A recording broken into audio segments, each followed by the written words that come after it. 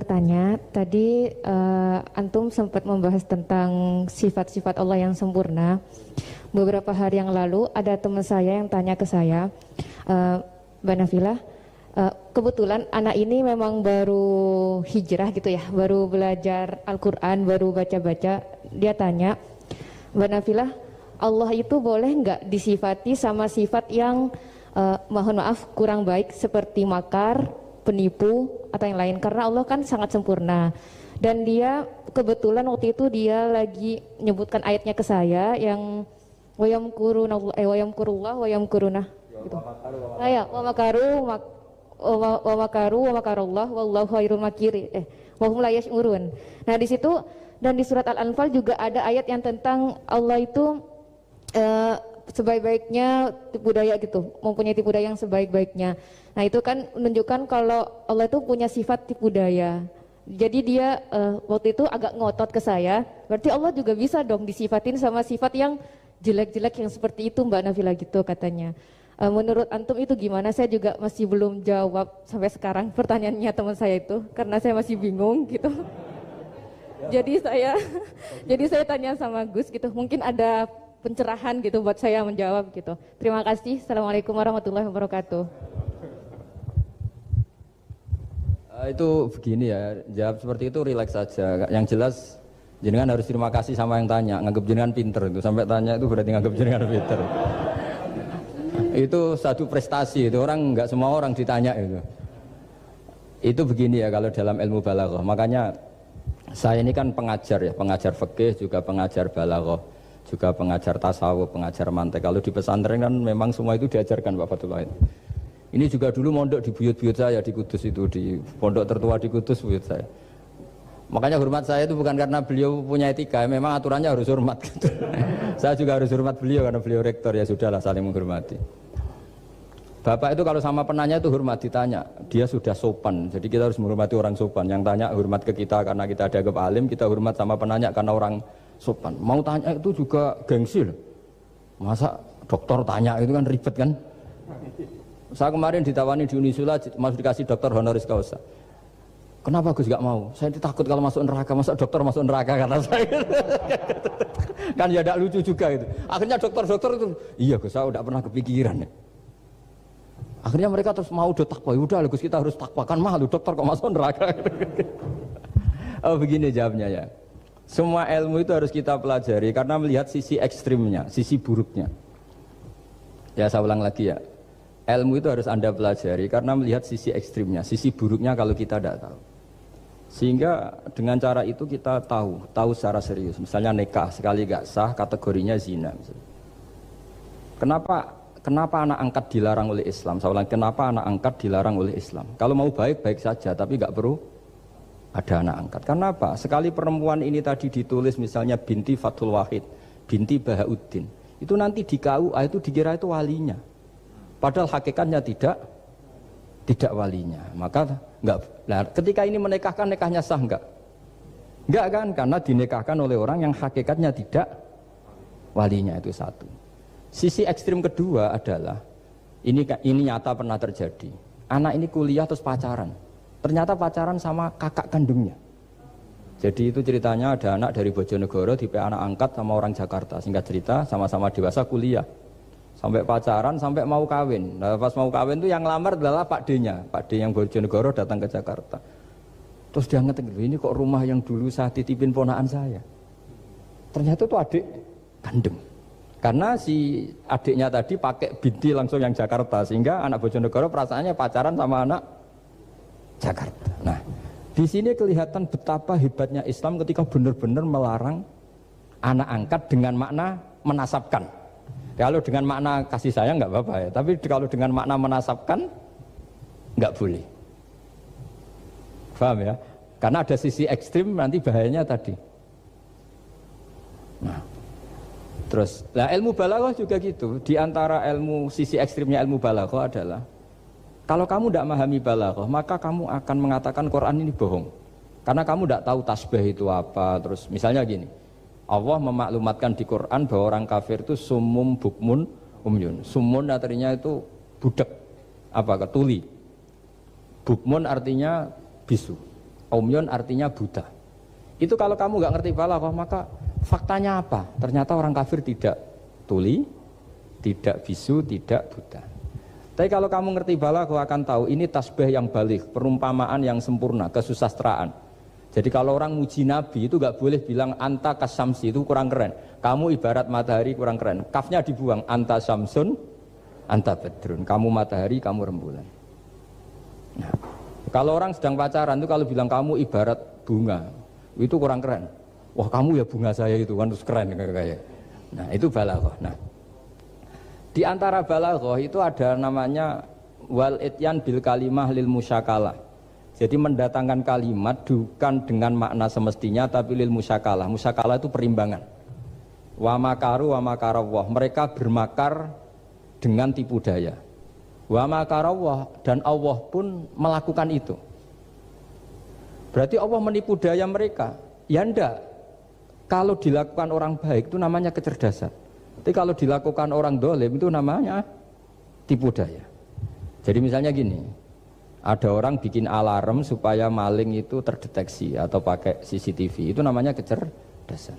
Tapi kalau maling pakai CCTV untuk kalau nyolong ngerti pergerakan yang punya rumah.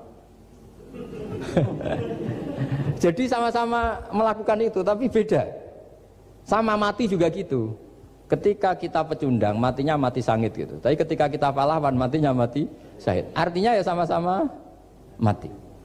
Nah, di balaghah itu ada istilah musyakalah. Musyakalah itu ayat itu sebenarnya banyak, Mbak. Ada yukhadi'una waha wa huwa khadi'uhum wa yamkuruna wa yamkuruwah wa makaru itu banyak.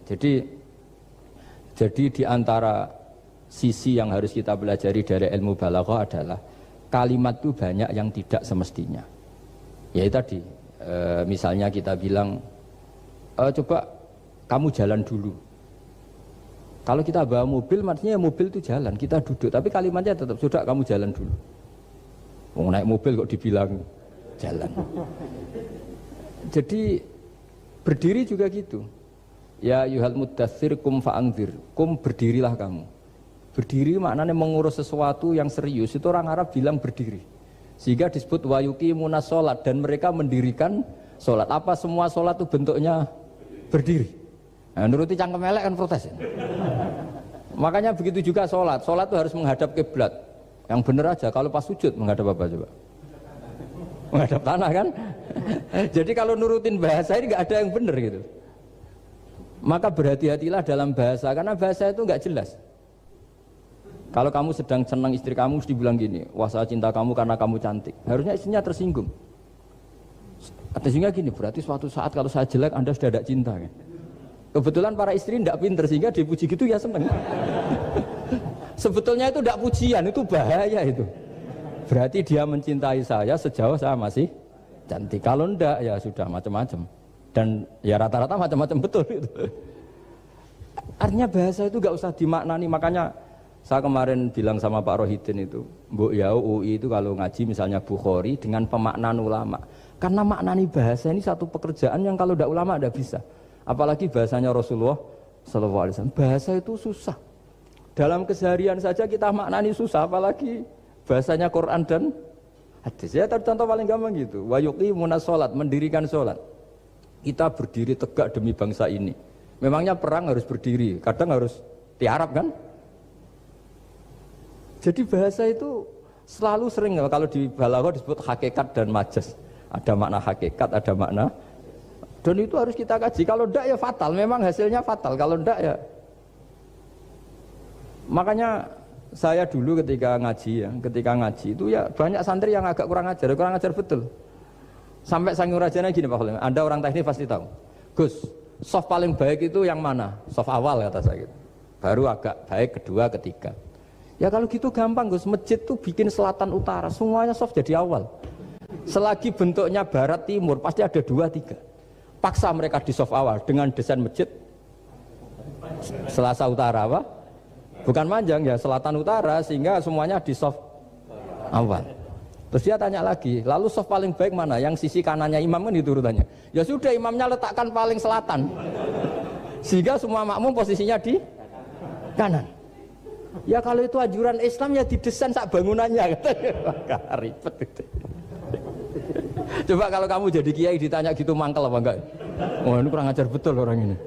Selagi bangunannya memungkinkan soft 2, 3 pasti nanti ada soft 2 dan dipaksa saja, yaitu tadi bangunannya memanjang selatan utara, imamnya diletakkan paling selatan. Terus saya gantian tanya, lalu setelah begitu yang paling afdol siapa? Yang paling dekat? Ya sudah imamnya kerubuti saja gitu. Itu, nah makanya yang sering perdebatan NU dan Muhammadiyah, dan itu kalau mau dianalisis secara ilmiah sebetulnya normal semua. Karena teks hadis itu memang butuh pemaknaan. Nabi, saya beritahu ya, Nabi itu kalau habis sholat itu memang di semua teks itu akbala ali nabi wajih. Saya sering ketemu tokoh-tokoh Muhammadiyah ya baik-baik saja, ketemu tokoh NU ya baik-baik saja, karena ini masalah teks. Saya ulang lagi, karena Rasulullah SAW idan sorofa min sholatihi akbala ali nabi wajih. Nabi setelah sholat itu menghadap ke musolli, ke makmum, kira-kira kalau Indonesia menghadap ke timur. Tapi di sebagian riwayat, Nabi itu kalau habis sholat itu melakukan sesuatu yang menunjukkan kalau dia sudah selesai sholat. Jadi filosofinya itu yang penting memaklumatkan kalau beliau sudah sholat. Karena dulu itu begini, Nabi itu kan tokoh sentral ya, beliau akramul kholqi, beliau sayyidul anbiya wal mursalin. Sehingga orang tuh kadang lari itu dari jarak 7 kilo, 6 kilo, 7 kilo lari supaya menangi sholat bersama Nabi. Nah, ketika mereka jadi posisi masbuk itu tertinggal oleh imam. Kalau Nabi posisi tetap menghadap ke barat dengan posisi orang sholat, nanti yang baru datang ngira Nabi masih sholat. Dan kalau kadung makmum ternyata Nabi sudah selesai. Itu sholatnya namanya nggak sah. Karena apa? Mengikuti orang yang hakikatnya sudah ada sholat. Terus semenjak itu jadi ilmu, maka kesunatan bagi imam setelah salam harus memaklumatkan ke hadirin kalau sholatnya selesai. Itu bisa dengan gerakan menghadap ke makmum atau menghadap ke utara atau apalah pokoknya, yang penting jangan rokokan lah misalnya itu. Ya pokoknya itu aja disarah-sarah. Ini cerita pendapat ulama, bukan pendapat saya. Jadi segampang itu ulama. Sehingga ya orang-orang yang alim dari kelompok Muhammadiyah yang lihat NU yang begitu ya biasa, yang alim melihat Muhammadiyah gitu ya biasa. Karena kita ini masalah teks. Apa? Masalah teks. Teks itu mesti orang akan memaknai secara proporsional. Saya berkali-kali menyontohkan kemarin ngaji di Ulil Albab. Wa ma min amin illa wa yukhayyalu takhsis. Tidak ada kalimat umum kecuali terbayang khususnya. Enggak boleh kalimat selalu umum. Misalnya saya contoh paling gampang itu tadi. Cong nak melaku job lengaan itu. Kalau jalan jangan toleh kanan toleh itu. Semua ilmu adab pasti begitu. Tapi kalau di jalan raya tetap enggak melengak. Tapi itu enggak diutarakan oleh orang tua kita karena anak ini pasti paham lah kalau mau nyebrang jalan ya harus. Tapi kalau kita nasihati kan tetap, Cong kalau jalan-jalan jangan lihat kanan, lihat kiri, jangan. Tapi hakikatnya sama. Cong kowe nak sholat sing anteng tuh kan enggak gerak. Wah ya enggak sah lah, tahu enggak rukuk, enggak sujud, anteng aja. Ada ini cerita. Jadi kalimat itu sesuatu yang pemaknanya itu pasti proporsional gitu. Kalau kamu sholat dinasihati gimana? Sing anteng. Ya sholat kalau anteng sah enggak kira-kira? Enggak sah kan berarti enggak rukuk, enggak sujud kan anteng aja diam aja. Ya sama, saya berkali-kali nyontohkan istri kamu kalau sedang baik dengan kamu, sudahlah Pak, kamu ingin apa saja tak dukung. Bilangnya apa saja. Tapi kamu jawab, saya ingin poligami. Wah, perkara itu. Padahal bilangnya apa saja. Maksudnya kecuali itu kan gitu. Nah, ya makanya ini cerita lah. Quran itu ada sekian kalimat yang maknanya itu proporsional. Seperti wa makaru. Jadi misalnya gini ya, contoh paling gampang yang populer. Nabi di Gua Thur. Gua Thur itu ya gua Arab ya. Kedalamannya enggak banget dalam. Terus Allah merekayasa itu dengan cara ada laba-laba yang masang jaringnya di situ, terus ada burung dara yang di situ. Itu ya disebut makruh, rekayasa Tuhan. Tapi orang pasti sepakat itu namanya kecerdasan. Karena orang kafir yang mengklaim dirinya cerdas, dirinya terlatih, dirinya ahli mendeteksi musuh, ternyata hanya ditipu seperti itu, nggak tahu. Nah karena ini pekerjaan kesalehan disebut kecerdasan. Apa disebut? Tapi andaikan sebaliknya, nyuwun sewu, ada orang lari dari kejahatan, terus merekayasa seperti itu disebut rekayasa karena bentuknya kejahatan. Jadi ada sesuatu yang sama, tapi ketika dilakukan orang soleh itu baik, karena nanti itu disebut kecerdasan. Kalau dilakukan orang dolim itu buruk, karena itu disebut rekayasa. Ya kira-kira seperti itu. Baik, mohon izin satu lagi Ustaz dari komentar YouTube dari Bapak Kristiano Sulistianto. Gus, bagaimana dengan orang bodoh yang dijadikan sebagai pemimpin? Bagaimana dengan pertanggungjawabannya? Sekian Ustaz. Begini ya, kalau bodoh dengan makna kita ini kan biasa mengkaji Quran ya, terutama kita yang di pesantren, yang dosen VAI atau siapa saja yang nekuni ilmu Quran. Ada sisi manusia itu punya sifat permanen yang oleh Allah disebut wa kanal insanu dzaluman jahula. Manusia itu banget bodohnya kata Allah. Sudah banget bodohnya, banget dolimnya. Sehingga kita bilang bodoh itu sebenarnya bukan ngenyak ya. Ya memang manusia mau tidak mau harus bodoh lah. Teorinya gampang, yang perlu diketahui itu kan banyak. Toh kita harus dititipi ilmu hanya sedikit. Dari yang banyak tahu sedikit itu namanya apa coba? Bodoh kan? Jadi sifat bodoh itu tidak perlu kita hindari banget. Mbok kita sudah alim, sudah alama, sudah apalah, tetap ada saja yang kita tidak tahu kan. Lalu pertanyaannya, gimana kalau orang bodoh itu mimpin? Bodoh apa? Kalau bodoh tentang uang ya bagus. Makanya Nabi pernah ngendikan aksaru ahlil jannah al-bulhu. Nanti penduduk surga terbanyak itu orang-orang bodoh. Misalnya ada rektor, menteri, pejabat, gak pernah korupsi. Itu teman-temannya bilang pinter apa bodoh? Teman yang kroni itu bilang apa? Bodoh kan, punya kesempatan, tidak diambil, itu namanya bodoh. Tapi kalau malaikat bilang ini pinter gitu, karena bisa mengendalikan apa? Nafsu. Makanya kalau pertanyaannya gimana hukumnya orang bodoh yang mimpin? Bodoh apa? Kalau bodoh cara mimpin ya memang keliru betul. Wong bodoh cara mimpin kok tetap mimpin. Tapi kalau dia bodoh, nggak tahu caranya korupsi, nggak tahu caranya selingkuh, nggak tahu caranya nggak bener, itu ya pinter itu. Karena Nabi itu yang kadang muji itu aksaru ahlil jannah al-bulhu, masyhur hadis itu. Kebanyakan penduduk surga itu orang-orang bodoh. Sampai Mbah Mun tuh kalau guyon ya lebih guyon timbang jenengan. Kata Mbah Mun gini, aku itu saake hak, suar wargane wong-wong bodoh, saake, kenaan malaikat. Kan di surga itu orang akan dikasih sesuai keinginannya. Wong desa-desa itu taunya makan enak kan jadah, terus uduk gitu. Terus bayangkan cantik itu ya orang ya kayak gitulah, orang desa rodok melek sidik ya cantik, terus bangir sidik ya cantik. Karena surganya memberi yang diinginkan, akhirnya menunya ya itu saja. Karena dia kan nggak pernah makan pizza, terus nggak pernah melihat orang cantik Pakistan, Turki, jadi seleranya ya itu. Jadi kata Mbah Mun, mulane wong sing pengalaman, jadi kok surgane mewah. Itu kan bayangkan kamar mandi, mungkin ya kamar mandi di kampungnya kan itu udah bagus ini. Ya saya tidak tahu apa betul begitu apa enggak, ini guyon itu. Nah bodoh ya seperti itu. Jadi kalimat bodoh itu ada bodoh beneran, itu memang bener-bener bodoh. Tapi di beberapa ilmu tasawuf, bodoh itu kadang dipuji. Yaitu tadi aktaru ahlil jannah al-bulhu. Kebanyakan penduduk surga itu orang bodoh ya kayak kita. Kalau kita rektor atau menteri keuangan atau pejabat kok tidak korupsi, itu kata teman-teman KKN kita itu apa namanya? Bodoh kan, ada kesempatan kok enggak dimanfaatkan. Tapi kata orang-orang baik itu pintar. Pemimpin ya gitu Pak Rektor. Jadi saya merasakan jadi kiai. Saya itu nggak suka mimpin. Karena sebetulnya takut kalau orang ini tidak mandiri. Semua kok tanya kiai, semua tanya. Ya kadang orang saking percayanya kiai itu ngasih nama anaknya saja tanya kiai. Padahal bisa baca kitab. Kadang ya dia doktor dari Al-Azhar. Ya kamu itu ngalim kok nama saja tanya kiai, apa memang kamu nggak bisa? Wah biar barokah Gus kalau nama dari jenengan, ribet kan?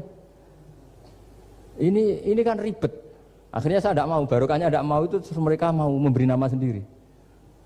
Makanya kata bapak saya itu kalau ono imam masjid wis tuwek ngimami terus, itu gak istiqomah hak jenenge, mau digenti.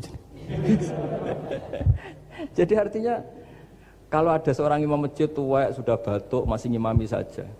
Di satu sisi itu pinter ya, di mana-mana kalau ada yang tua sama yang muda ya didahulukan yang tua. Tapi kalau pertanyaannya itu kalau di bab adab, tapi kalau nanti temanya regenerasi, ini tersangka enggak?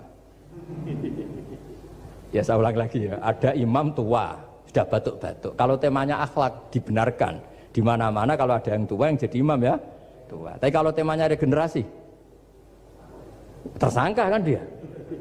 Lah ini lainnya gimana ini kok gak regenerasi? Artinya gini, makanya saya bilang kalimat bodoh beneran apa bodoh yang relatif nisbi. Jadi manusia itu seperti itu, makanya disebut wa kanal insanu zaluman jahula. Di bab adab dia benar jadi imam, tapi kalau babnya regenerasi salah. Makanya kalau jadi pemimpin berkali-kali, makanya benar Indonesia dibatasin 2 periode. Harusnya kalau teori pengalaman, benar mana presiden ketiga sama kedua? Benar ketiga kan lebih punya pengalaman. Tapi kalau dibalik, pakai teori regenerasi, memangnya orang Indonesia hanya dia tok yang bisa jadi presiden?